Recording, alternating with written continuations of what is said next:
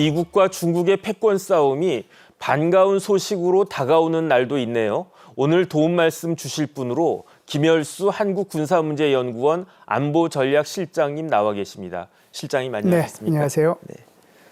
트럼프 미국 대통령이 지난 9일이죠. 행정명령을 발했는데 그 행정명령이 한국과 일본에게 호재라고 합니다.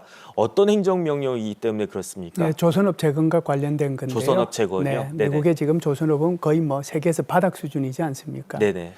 이 행정명령에 서명을 하면서 트럼프 대통령이 이런 얘기를 했어요. 세상에서 해양 패권을 차지하려고 하면 엄청난 수의 네. 이런 선박을 우리가 가져야 된다. 그러려고 하면 적국에 의존하지 않고 동맹인 한국이나 일본하고 같이 협력해가지고 이 문제를 해결해야 된다. 옛날에는 미국이 하루에 한 척씩 이렇게 배를 만들었는데 네네. 지금은 1년이 지나도 한 척을 못 만들고 있는 상황 아니냐. 네네. 이런 얘기를 하고 행정명령까지 이렇게 서명을 했기 때문에 아마 한국하고 일본이 그 최대의 수혜자가 될 가능성이 높다 이렇게 봅니다. 네네. 그러면 미국이 어쨌든 배를 만들겠다고 하는 건 알겠는데 도대체 얼마나 많이 건조를 하려고 하길래 행정명령까지 이렇게 발령을 했습니까? 두 가지로 나눠서 이제 봐야 될 텐데요. 네네. 하나는 이제 군함과 관련된 거고 하나는 이제 상선과 관련된 것으로 나눌 수 있는데요. 군함과 관련된 것은 미 해군에서 작년도에 2025 이 건조 계획을 발표를 했거든요. 그래서 네. 30년 계획이라고 합니다. 이러면은 2024년부터 2054년까지 계획이거든요. 네. 2024년 당시에 미국의 군함은 295척밖에 안 되는데 이것을 2054년 30년 후에는 390척으로 늘리겠다. 그럼 단순히 계산하면은 390척에서 295척 빼면 한 100척 더 만드는 것밖에 안 되지 않습니까? 네네. 그런데 그게 아니고 노후 함정도 교체를 해야 되거든요. 네네. 그러려면 총 30년 동안에 360척을 새로 만들겠다라고 하는 거고 네. 그 돈이 얼마냐 하면은 대충 예산이 한 1조 750억 그러니까 우리 하나로 따지면 1,600조 원 가까이 됩니다. 1,000조가 넘네요. 그렇죠. 이 정도 되면은 1년에 배 12척 만들어야 되거든요. 네네. 그럼 12척 만들면 평균으로 따지면 연평균 300억 불, 한국 돈으로 따지면 한 42조 원 규모란 말이죠. 네네. 이것은 군함을 건조하는 데 드는 비용이고 이거 말고 수리 정비하는 MRO 사업이라고 하는 거 있죠. 네네. 그것만 하더라도 이게 한 1년에 60억에서 74억 정도 들어가니까 그게 새로 선박을 만들고 그러니까 군함을 건조하고 MRO를 하고 하는데 이 돈이 엄청나게 많이 이제 투입이 되는 거죠. 이게 이제 군함과 관련된 거고 네네. 또 하나 이제 이 일반 선박 중에서는 가장 관심을 가지는 부분이 바로 LNG거든요. 네. 그러니까 아시다시피 이제 미국이 알래스카 LNG도 뭐 거기에 파이프라인을 만들겠다고 한국에 투자하라고 얘기하고 있지 않습니까? 네네. 그것뿐만이 아니고 전체적으로 LNG 프로젝트가 22건이 진행이 되고 있어요. 그렇다라고 하면 LNG선이 굉장히 필요하잖아요. 네. 한국은 LNG 건조에서 세계 제1등입니다. 그런 차원에서 보면 아마 이 군함하고 그리고 LNG선을 포함해가지고 일반 선박하고 여기에서 굉장히 많은 수익이 창출될 가능성이 있다 이렇게 보죠. 네. 그런데 제가 이해를 못하는 게 있어요. 미국이 못 만드는 것도 있습니까? 미국이 우주선 달나라가는 우주선도 만드는데 네. 진짜 배를 못 만드나요? 예, 못 만드느냐 안 만드느냐 차이겠죠. 네네. 사실상 미국은요 1940년대 보면은 미국이 전 세계 선박 건조량의 한 40%를 차지했고요. 40%. 2차 세계대전 동안만 보더라도 선박을 2,700척 정도를 건조를 했거든요. 네네. 게다가 이제 그렇게 쭉 해오다가 1970년대 들어오면 세계에서 1위를 차지를 해요. 네. 그런데 지금이 어느 정도냐? 세계에서 0.04%, 사실상 0%라고 봐야죠. 네. 거의 없는 수준이거든요. 이제 중국이 한 59%, 한국이 한 23% 정도의 비중을 차지를 하고 있죠. 그런데 이게 왜 그러느냐 하는 거죠. 여기에 이제 미국의 국내법이라고 하는 흔히 말하는 존스법이라고 얘기하는데요. 네네. 이게 1920년에 제정이 됐습니다. 이게 뭐냐면 미국의 상선이죠. 선박들. 그러니까 미국의 연안을 들락날락 거리는 모든 선박은 미국에서 제조되어야 된 것이어야 된다. 그게 이제 이 존스법이에요. 네. 그러다 보니까 사실상 이게 이 존스법을 통해 가지고 미국 이제 이 그 선박 제조사들이 엄청나게 이제 혜택을 보고 아주 폭풍 선장을 하죠. 네. 1970년대까지. 그러다 보니까 어떤 문제가 생기느냐 하면은 이제 제조 만드는 거 이게 투자하고 시설 바꾸고 또 이게 무슨 뭐 계획을 하고 이런 부분에는 이제 좀 게을러졌어요. 그러다 보니까 선박 운임값이 굉장히 비싸지죠. 그러니까 이제 사람들이 이거 다른 데로 이제 대체제를 찾는 거예요. 네. 선박으로 이동하는 것보다 차량으로 가는 게 더 낫겠네. 그렇지 않으면 기차로 가는 게 더 낫겠네. 이제 그런 식으로 방향을 틀죠. 네. 그러다 보니까 어떻게 되겠습니까? 결국은 이제 선박에 의존하는 게 줄어들고, 그러니까 선박을 새로 만들 필요가 없고 건조량이 아주 급격하게 떨어질 수밖에 없잖아요. 네네. 여기서 이제 기름을 붓는 사건이 하나 발생을 했는데 바로 레이건 정부의 등장입니다. 네. 레이건 정부가 주장하는 게 신자유주의잖아요. 네. 그러다 보니까 레이건오믹스가 등장하면서 이 미국의 선박 회사, 제조하는 회사들한테 지원하던 것을 끊어버렸어요. 네. 그러다 보니까 저 표에서 이제 뭐 지나갔는지 모르겠는데 아주 급전직하죠. 그러니까 그게 이제 지금까지 지속이 됐다 이렇게 볼 수가 있겠습니다. 그러니까 경쟁력 떨어졌는데 정부 지원도 없었다. 그렇죠. 그렇기 때문에 이제 선박 건조량이 거의 뭐 제로에 수렴한다. 그런데 아무리 그렇다라고 하더라도 법은 법 아니겠습니까? 그러면 이번 트럼프 대통령의 행정명령은 존스법을 위반한다고 볼 수도 있는 거 아니겠습니까? 예, 존스법을 위반하기도 하고 뭐 보완한다라고 보기도 하고 지금 네. 이와 관련된 법이 두 가지가 이제 따로 있는데 존스법은 좀 전에 말씀드렸다시피 미국의 일반적인 상선, 선박과 관련된 거잖아요. 네네. 그게 존스법이고 또 하나의 법이 있는데 그게 바로 번스 톨레퍼슨 수정법이라고 있는데 이게 이제 1965년도에 제정됐다가 1968년도에 한번 수정이 됐어요.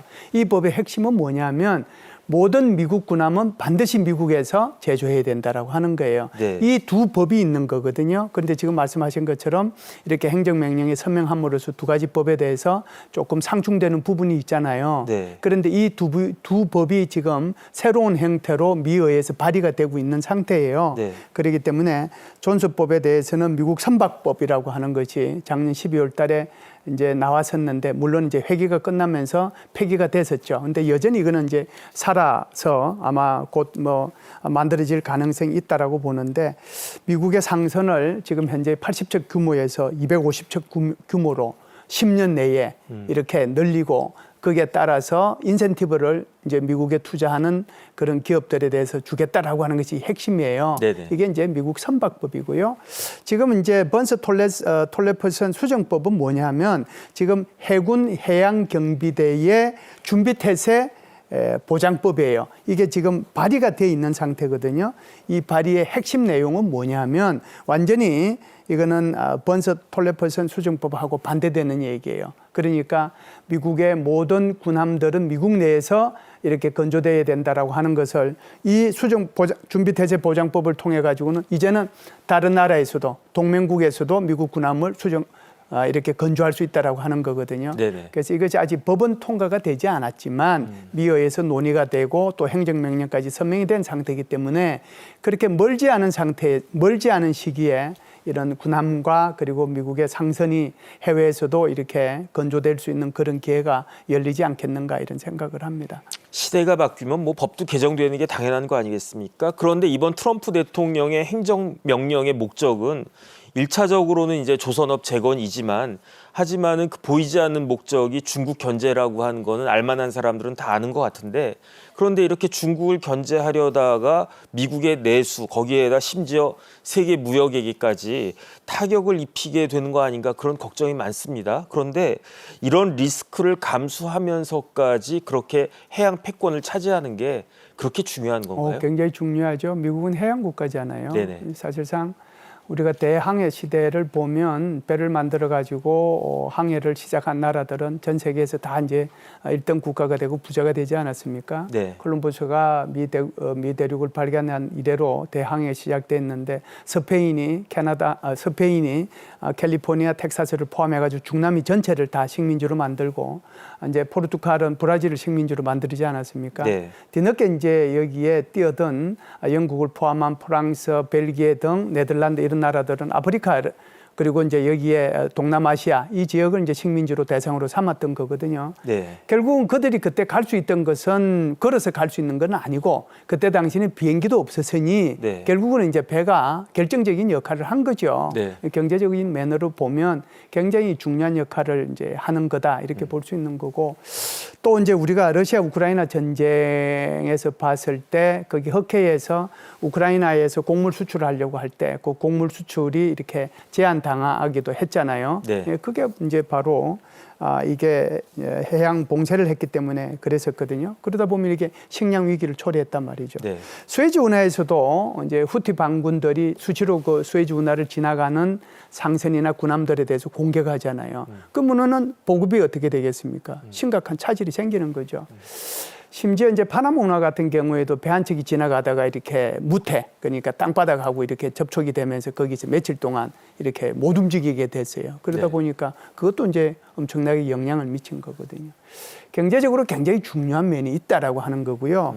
두 번째는 이제 외교적인 면인데 우리가 포함 외교라고 이렇게 얘기를 해요. 건보트 디플로머시 이렇게 네. 이제 표현을 하는데 뭐 옛날에 일본이 이렇게 그 개항을 하게 된 것도 그 흑선이 와가지고 그렇죠. 앞바다에 와가지고 이제 포를 몇 번 쏘고 그러니까 그냥 개항을 하게 된 거거든요. 우리나라도 마찬가지죠. 마찬가지죠. 그리고 아프리카도 마찬가지고 다른 나라도 다 마찬가지예요. 지금 이란을 압박하고 후티 반군을 압박하기 위해서 지금 중동 지역에 미국의 군함과 전략 자산들이 많이 배치가 돼 있거든요. 네. 이것도 일종의 이제 뭐겠습니까? 건보트 디플로머시잖아요. 네. 외교적인 측면에서도 굉장히 중요하다라고 하는 거고요. 안보적인 측면에서도 왜 중요하냐 하면은 군함의 숫자, 질의 문제 이것도 중요하지만 그보다 더 중요한 것은 사실상 군함이라는 것은 직접 싸우는 거잖아요. 군수 지원함 가지고는 안 되거든요. 그러면은 그 병력들이 먹고 자고 입고 쏘고 이제 발사하고 해야 될 모든 것들이 다 가야 되는데 이거는 군수 지원함 가지고 안 돼요. 그러면 결국 이제 뭐가 가야 되느냐 하면은 상선이 가야 되는데 네. 그걸 보여준 대표적인 전쟁이 바로 걸프 전쟁이었어요. 걸프 전쟁 시에 미국이 엄청난 거기 물량을 그쪽으로 이동해 놓고 그러고 나서 전쟁을 했지 않습니까? 그때 당시에 미국이 가지고 있는 상선이 총 96척이 있었는데 네. 그중에 무려 45척을 동원을 했어요. 이것뿐만이 아니고 해상에 사전에 탄약들을 배치해두는 배들도 있거든요. 함정. 그런 것들도 다 동원하고 했기 때문에 그래서 해양 패권이라고 하는 것이 경제적인 차원에서 외교적인 차원에서 안보적인 차원에서 굉장히 중요한 의미를 가진다. 이렇게 보죠. 그러니까 아직도 바다는 매우 중요한 것이다 이렇게 볼 수 있을 그렇죠. 것 같습니다. 네. 그런데 미중 패권의 상징처럼 등장한 것이 파나마 운하인 것 같아요. 네네. 특히 이제 트럼프 대통령은 파나마 운하를 다시 되찾기 위해서라면은 무력도 불사하겠다 이런 표현까지 썼었는데 그렇다라고 하면은 미국이 다시 파나마 운하를 찾아오나 그런 생각을 했었는데 뭐 다른 이야기가 지금 들리고 있는 것 같습니다. 예, 파나마 운하라고 하는 것이 한 80km 정도 됩니다. 네. 그런데 이게 이제 파나마 운하를 통하지 않고 남극 대륙을 통해서 이렇게 이동을 하려면 한 15일 걸리는데 네. 파나마 운하 통과하려면 한 8시간에서 10시간 정도면 통과가 되거든요. 그러니까 네. 이게 이제 사실상 뭐 경제적으로 보면 비교가 안 될 정도로 중요한 그런 데죠. 그런데 왜 이제 이게 문제가 생겼느냐 하면 홍콩의 CK 허친스 그룹이라고 하는 데가 있어요. 네네. 그런데 이 파나마의 대서양 쪽도 그렇고 태평양 쪽도 그렇고 항구가 있거든요. 항구가 총 6개가 있는데 그중에 이 2개를 이 홍콩의 CK 허친스 그룹이 가지고 있어요. 하나는 대서양 쪽에 있는 것은 발보아 항이라고 해서 그걸 여기 허친스 그룹이 가지고 있고 여기 태평양 쪽에서는 크리스토발 항구라고 해서 이걸 가지고 있는데 네. 이게 시작과 끝을 각각 CK 허친스가 가지고 있으니까 미국의 배, 함정 이런 게 통과하는 것을 다 확인할 수 있잖아요. 네. 그 유사시 이게 또 이제 만일 격침을 시키거나 문제가 생기면 아무것도 이제 안 되는 거거든요. 그렇기 때문에 이제 여기 트럼프 대통령이 계속해서 얘기했던 것이 파나마 운하 옛날에 카터 대통령이 반납했는데 일부를 주고 네. 반환했는데 지금 반환해라 그 소리 하고 있는 거거든요. 네네. 그러다 보니까 이제 여기 CK 허친스 그룹도 놀래가지고 그러면 이걸 어떻게 팔아볼까 생각을 했는데 마침 미국의 블랙홀 그 투자회사죠. 네. 그 컨소시엄이 228억 불 주고 그러면은 우리가 사겠다 해서 사인까지 다 했어요. 네. 사인까지 다 했는데 그리고 난 뒤에 이제 문제가 생기기 시작했어요. CK 허친스 그룹의 회장이 이름이 리카싱이라고 하는 사람인데 이 사람을 이제 친중국 홍콩 매체가 때리기 시작을 해서 난리가 난 거예요. 네. 그러다 보니까 이게 이제 시진핑 주석한테 보고가 되고 이게 무슨 소리냐. 그러면은 이 회사에 대해서 조사를 좀 해야 되겠다. 그러다 보니까 이제 지금 보류가 되어 있는 그런 상태죠. 네. 이렇게 이제 파나마 운하에 이어가지고 미국과 중국 사이에 또 다른 신경전이 벌어지고 있는 곳이 페루에 있는 찬카이 항이라 이런 네. 이야기가 들리던데 저도 뭐 찬카이 항이란 이야기는 굉장히 낯섭니다.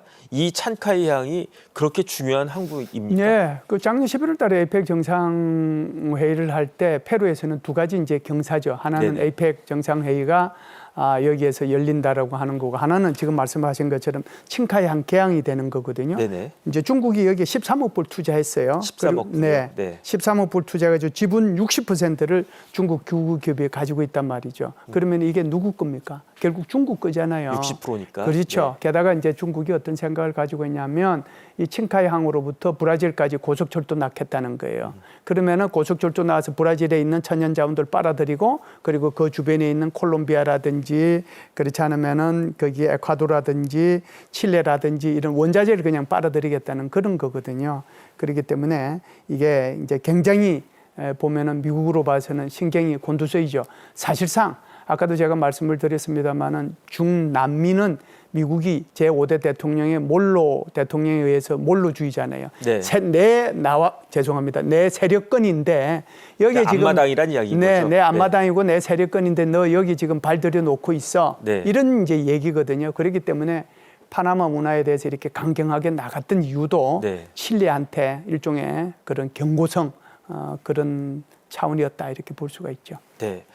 그런데 지금 보면은 세계 요충지마다 중국이 항구를 소유하고 있다고 그래요. 네. 혹시 우리나라에도 뭐 그렇게 중국이 소유하고 있는 항구가 있습니까? 네, 있죠. 미국 외교협회라고 보죠. CFR에서 뭐라고 이제 발표를 하냐면은 네네. 중국의 해외 투자 항만 프로젝트가 129개가 진행이 되고 있고 129개. 네. 그 중에 이제 중국이 소유하고 있는 게 17개고 그 중에 군사적 잠재력을 갖고 있는 항구가 14개다.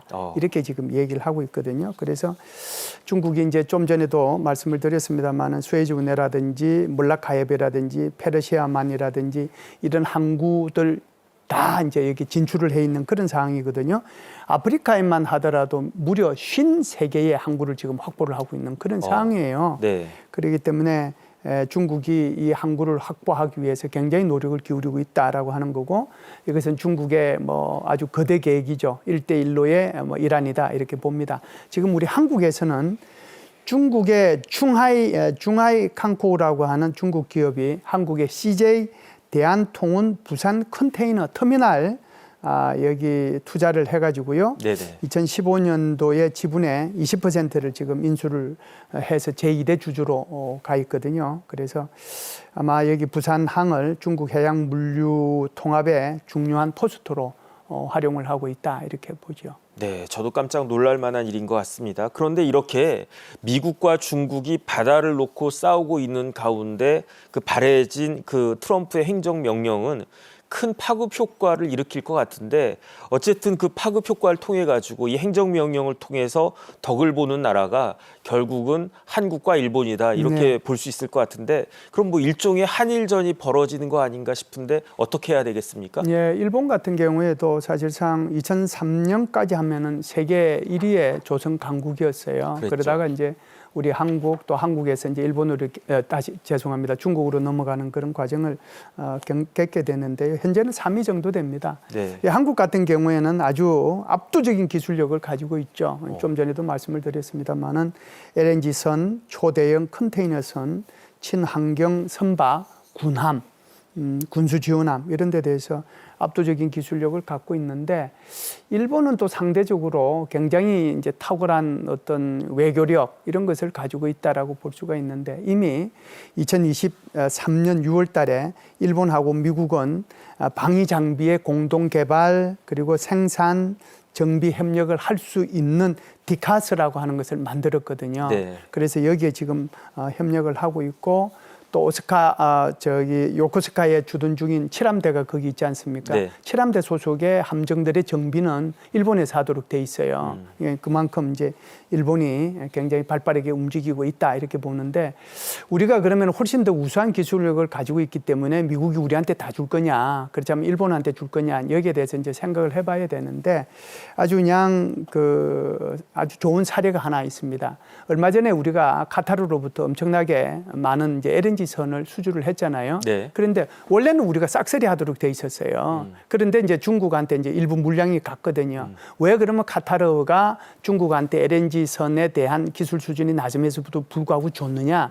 중국이 카타르의 LNG를 가장 많이 수입하는 국가였기 때문에 그러거든요. 네. 그러면은 이제 기술력도 중요하지만 외교력이라든지 또 다른 이제 변수들이 이제 역할을 하기 때문에 이런 차원에서 우리가 일본하고 경쟁을 좀 해야 되지 않을까라고 생각을 합니다. 그러면 어쨌든 지금 우리나라는 일본과 경쟁을 할 수밖에 없는 그런 상황인데 네. 우리가 특별히 주의해야 될 점이 어떤 것들이 더 있겠습니까? 아무래도 이제 우리의 이제 큰 선박 제조 회사는 세 개지 않습니까? 이제 하나오션, 그다음에 현대중공업, 그다음에 삼성중공업 이게 되는데 여기가 서로 수주하기 위해서 덤핑 해버리면은 이제 말짱 이제 헛일이 되는 거거든요. 그래서 네네.